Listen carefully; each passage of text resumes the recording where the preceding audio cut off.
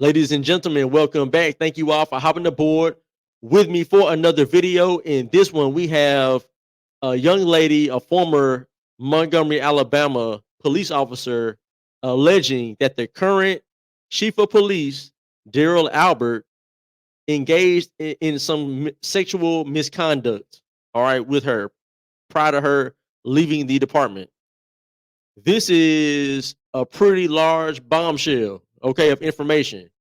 She went on a local news station, all right, News Radio 1440 AM, just one day ago, okay, yesterday, all right, on Wednesday, January 31st, 2024, and did this interview with Kevin Elkins discussing this situation, all right, and she had her attorney, Mickey McDermott, there with her, as well as her fiance, all right, who is also a former Montgomery police officer of 18 years.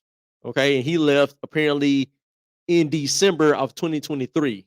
So a month and some change ago. All right. This is huge. All right. So what I'm going to do is I'm going to play some of, and this is from her Facebook page. All right. She live streamed her appearance on the radio show. And so I'm going to bring in that video and play a bit of it so you can hear her side of it. Okay. I'm not saying that what she's saying is 100% factual or not factual. All right. I'm just presenting what is in front of us. All right. At currently. So let me bring in her, bring in her video. Give me 1 second here. And let's see. By the way, her name is Renee Helton. All right, Renee Helton, and then her fiance is Marcus Webster. All right. So let me pull in this video going, and let's listen to what she's saying. Right now, you're gonna hear her attorney, Mickey McDermott, speaking to begin with. And he's gonna kind of lay some information out, and then it's gonna get to her speaking about it. And the city should be ashamed. Our city leaders should be ashamed. Our mayor has done nothing to protect a female citizen and a female employee under his command. Because at the end of the day, the chief of police is her commander, but the mayor is her commander as well.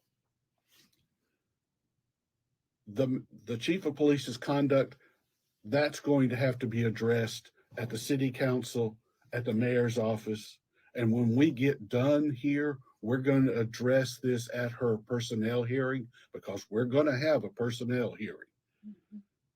And when we get done there, we're going to be in the United States federal court. We're going to have some hearings there too. In other words, buckle up because here we come. So man, uh, s- look, apparently they have a lot of information, a lot of documentation to verify what she is claiming. All right. And mind you, the mayor nor the chief have acknowledged this situation as of yet. All right. Now this is new information to most of the public. All right. Maybe some guys and gals in MPD were somewhat aware of what was going on. Maybe some knew very detailed information. But to public knowledge, this is breaking. Like she went to this radio show and broke this story. All right, live on radio.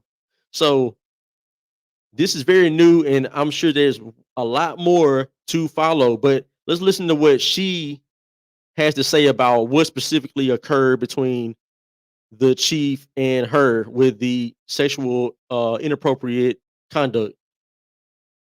Now, let me ask the question that everybody is going to ask, and I don't have. Again, I'm neutral because I don't know what's going on. I know what you tell me.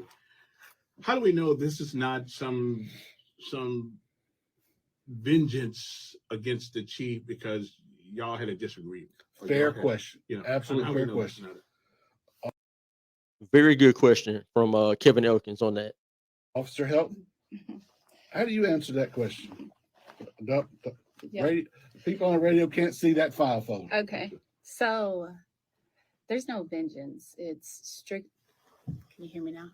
a little bit. A There little you bit. I'm pretty sure you can talk louder than that though. I feel like I'm screaming.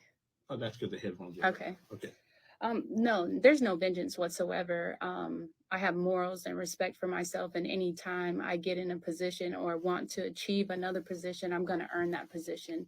I'm not going to steer away from my morals or the respect for myself or respect to somebody else's marriage.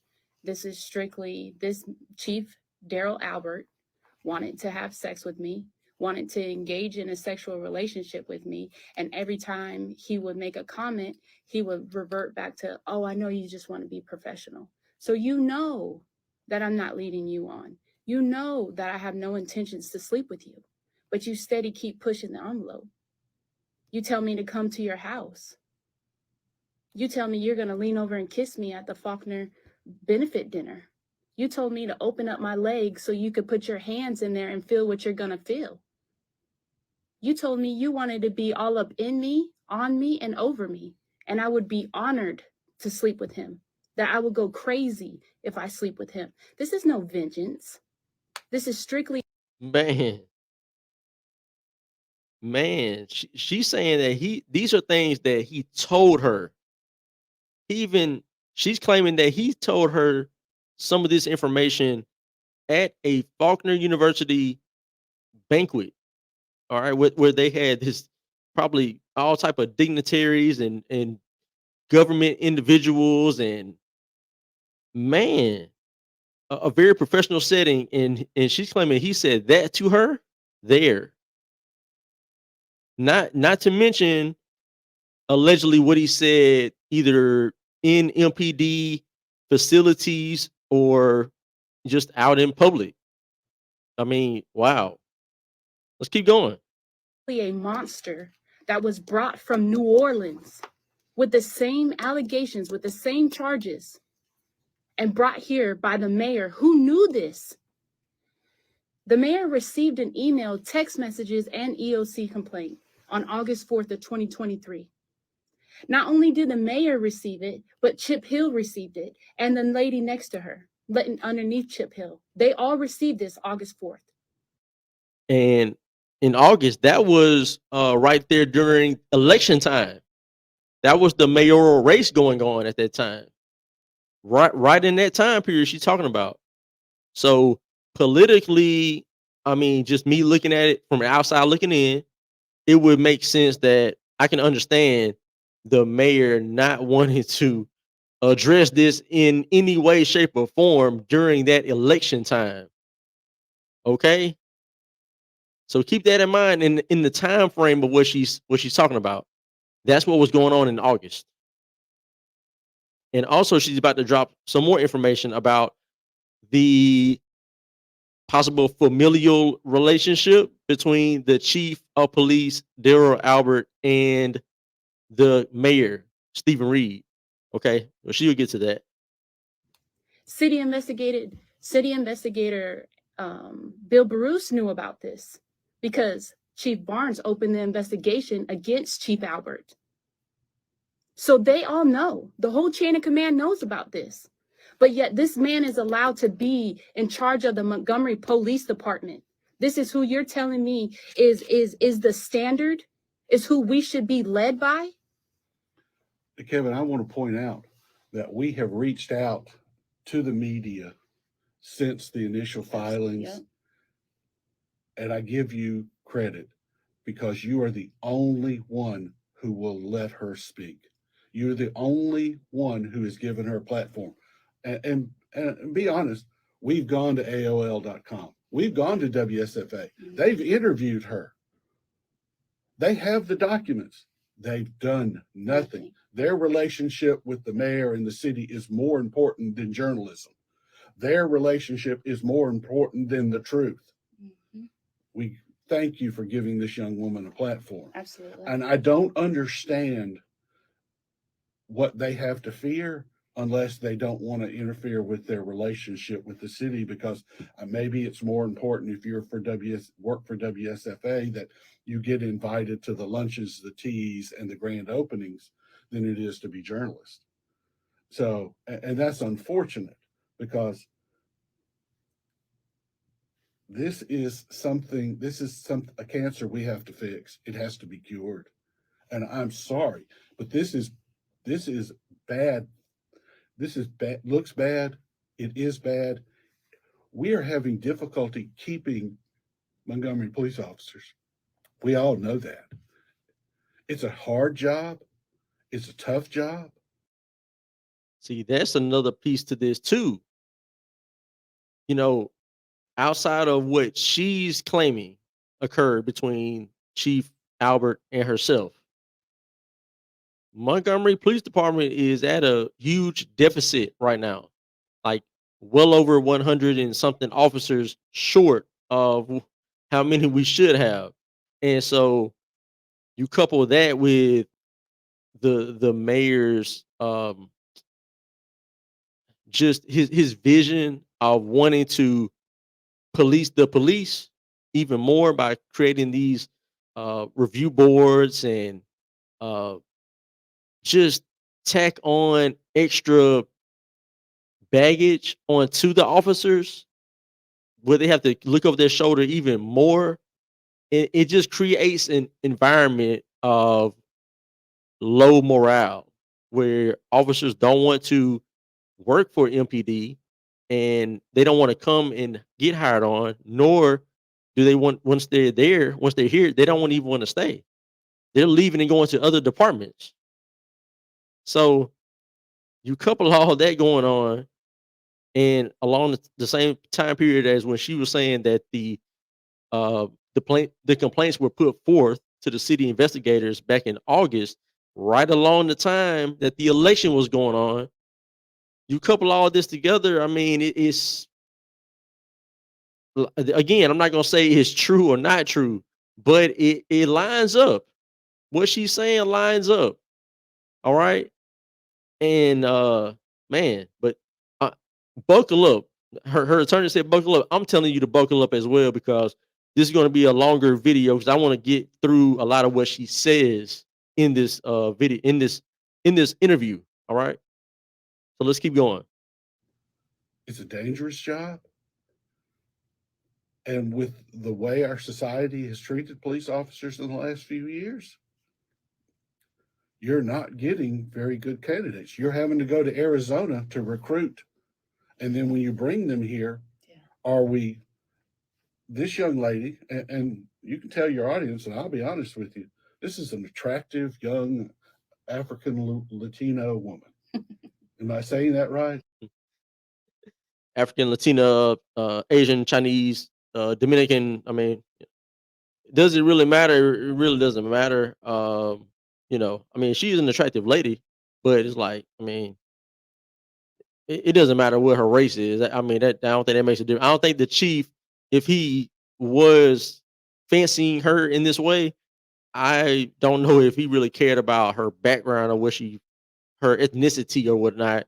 He just sees what he sees, and if you like what he like, then apparently he, you know, went at her in that way, right? And apparently it was, if he did do it, he was wrong, right? But I'm just saying, it really doesn't matter what her ethnicity is. And then also I want to add before I keep it going. Most people know I'm not a fan of the mayor. All right. I can't say anything specifically about the chief necessarily, because the chief has a boss and he's the mayor. The mayor's the boss. So and the mayor has said he is the boss. Like he runs the city and MPD. He's said that himself. So based on that, people know that I'm not a fan of the mayor, but I'm able to compartmentalize and separate my bias in that way and just get to filtering out what she's saying and just get to the bottom of this and just report this without really bringing in the mayor necessarily, because this is more about what the chief did or didn't do, not really about the mayor. But Just wanted to say that, but let's keep going. I'll let it play more. So- African. Okay. Yeah. Yeah, I didn't even notice. Let me ask you a question. Did you just fall off a turnip truck, No, Kevin? let me ask you a question. You have proof of all of these Absolutely. things. Yes, sir. Why do you believe, in your mind, with the, of course, with the help of your attorney, that if what you say is true, Yes, sir. I have no idea, that's between you guys. Why would the mayor not, or Chip or anybody else, not engage you in a conversation about this? So I've been told by the city investigator, 2 city investigators, when I filed a complaint, that the city is always going to protect the city. So in this aspect, they see a lawsuit. They see that this man has came from New Orleans with these same charges and now is doing it again, now a predator. And Chief Darryl Albert told me that he got the job not because he's a frat brother, not because he's a Q, but because he's the mayor's cousin. Well, I mean, people being related to people don't necessarily ostensibly make them disqualified for the job. So, Yeah, so let's say that the mayor is cousins with the chief. That alone wouldn't make him ineligible to, be selected to be the chief. But if you're choosing someone because of that familial relationship, now you're having an issue, right? Because you're not supposed to hire anyone based on a relationship that you may have, like a familial relationship or a romantic relationship, whatever the case. You can't use that as the reason why you're hiring someone. So it kind of gets into that area of which one is it? Is it just so happens to be family and they got hired, or is it because he was family and he needed a job because he left the NOPD, all right, New Orleans Police Department? I don't know. It'll make you disqualified, but it also hinders your and blurs your vision when you see that your cousin is doing wrong, that your cousin was demoted. There's multiple articles where the article talks about Darryl Albert as chief deputy. And then the next article, it says chief superintendent. Then the next article says captain. I pulled up the New Orleans rank structure. That went from top to 3rd to 5th.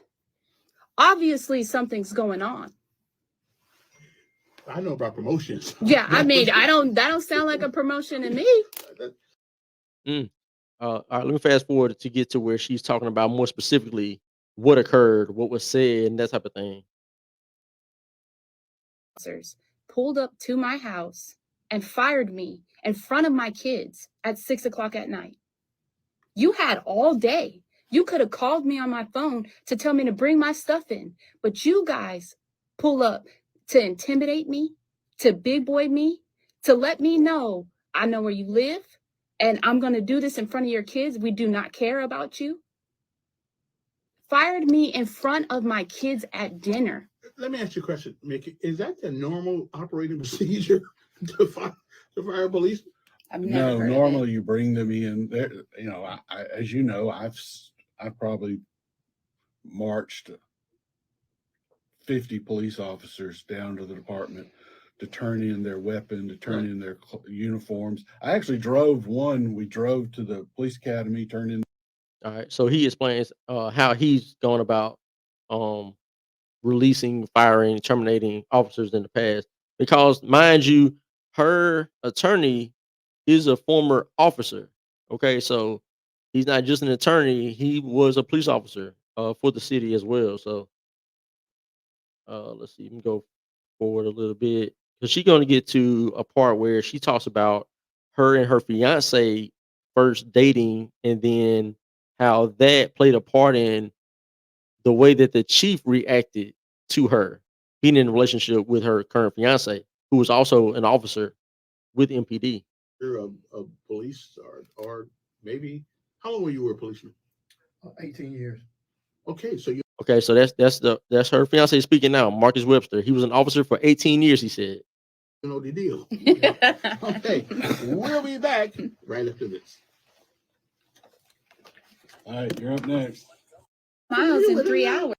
Us, Supervisor over patrol, was part of the narcotics unit. Yep. So this is Marcus Webster. This is her fiance. All right. He was the former officer. So let's see what he has to say. Was supervisor down in the river, or the some of our task forces with the FBI, just as liaisons between the two. you're a Montgomery native, Yes, sir. born and bred. Born and bred, Where'd you go to school at? Robbie Lee High School. It ain't the same school now. I'll let you know. You left the department, didn't Yeah, it's not the same school for a lot of reasons, right? But they actually changed the name, so now it's called Percy Julian High School. But yeah, Lee High School, that school of today is not the same as it was 15 years ago. All right, it's not the same at all. A lot is going wrong at that school, worse than what it used to be. you? Yes, sir. When'd you leave? The first of the year. What's my last day? This year? Yeah, December 29th. 29th. Really? Yes, sir. After 18 years. Yes, sir. What made you leave? Just the targeting from the department and the command staff, the constant attacks at the helm of the chief once he found out that me and Renee was talking. That's when the So, attack started. and for the audience, you are engaged to this beautiful young woman, aren't you? Yes, sir. When did y'all become engaged? December Oh, you better 5th. remember this. December 5th. Yes. But we became engaged on December 5th, but we had been talking. Yeah, that's a new thing. We're old school. It's called dating. Dating. Yes, we were Okay. dating. During the time, when did you start dating? Around April. She's answering the question for you. Those are dates, you know. Man, y'all know the ladies keep up with the dates. I ain't gonna lie to you. I know all my dates. Look, I know I got engaged to my wife April 28th of 2013. We got married July 5th of 2013. You know what I'm saying? And I couldn't tell you when we started dating a specific date, but I can tell you when we got engaged and got married. Kudos for me. A point for me, right? Women know those. I guess my point is, at some point in time, she revealed to you what was going on between her and the chief, didn't she? Correct. What did you observe as far as from the way the department was treating her and you when it became public knowledge that you were a couple? Everything started to shift. Like I've never had a conversation with the chief, but once that got out,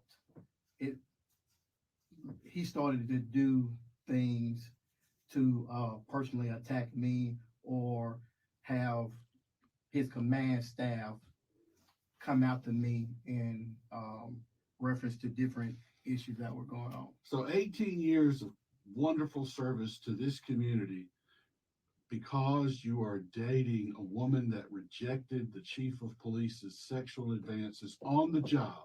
Yeah. Yes, sir. Cost Montgomery your 18 years worth of service. Yes, sir. Aren't we proud? Now, are you now policing any place else, or? No, sir. No, sir. So you don't Man, if this whole situation is true, that's ridiculous. It's ridiculous to spend 18 years serving the city in this capacity and to have it to basically be put in a situation where you're forced out, where you don't even feel comfortable enough to go to work and continue dealing with the nonsense that you're having to deal with allegedly. That is ridiculous. And like I said, we're at a deficit with police, so you need all the great officers you can keep, and wasn't able to keep this guy. It's a sad, unfortunate situation. give up 18 years? No. I honestly, I'm gonna be honest with you. Going through that, like that department is at this moment very toxic with its leadership, and I just really Yeah, That's really true. Now I'm gonna fast forward just a little bit more and then see what she has to say toward the end of this. For the citizens in this community, unless we right this ship, and this ship can be righted. We have good men and women in in service to this community, to our department, and we have good men and women in leadership.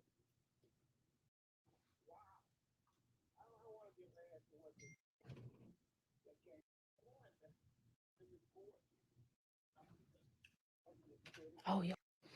So not only can I prove these allegations, I have over 100 text messages. Um, but the one thing that is most fearful, that I'm truly, afraid of my life and my kids, and now, my blended family, that's gonna happen. But the chief, Darryl Albert, texted me in detail that he hired somebody to investigate me.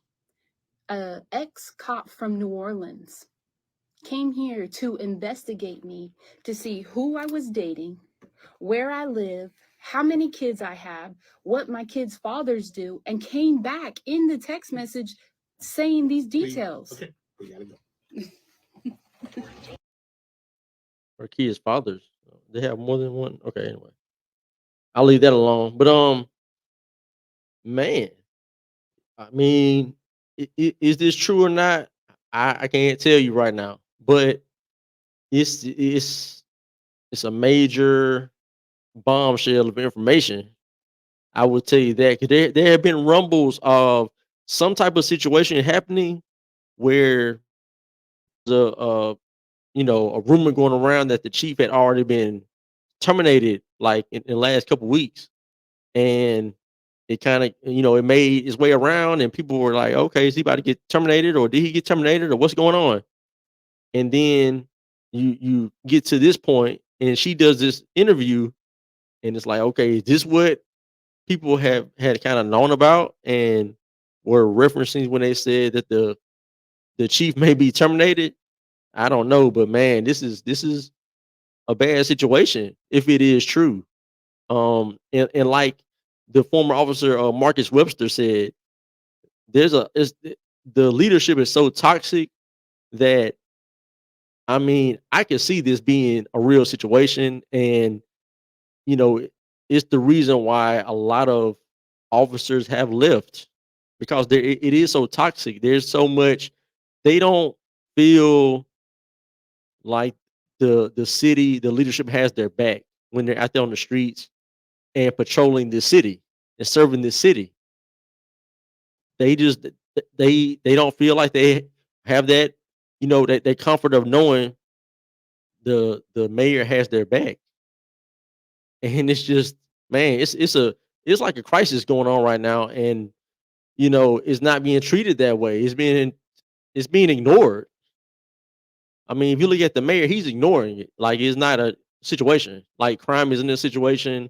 Like, the lack of officers on the street is not a situation. As if the morale of the officers is not a situation. I mean, it's crazy. But anyway, man, almost 30 minutes on this. But y'all go back and check out. I will link her Facebook. That live that she did at the radio station. I will link that in my description. You can go back and watch it. Check it out. It's like 37, 40 minutes, something like that. Check that out for yourselves. And also, there is an article that I will link as well, and it's from 1819 News. All right, shout out to them. They actually did an article about this situation, so I will link that as well. Go back and read it. Um, Man, but anyway, thank y'all for being here. Thank y'all for sitting, riding with me on this crazy scenario of a situation. But anyway, like the video, share this video with a friend. Let's get this word out about what's going on in this city.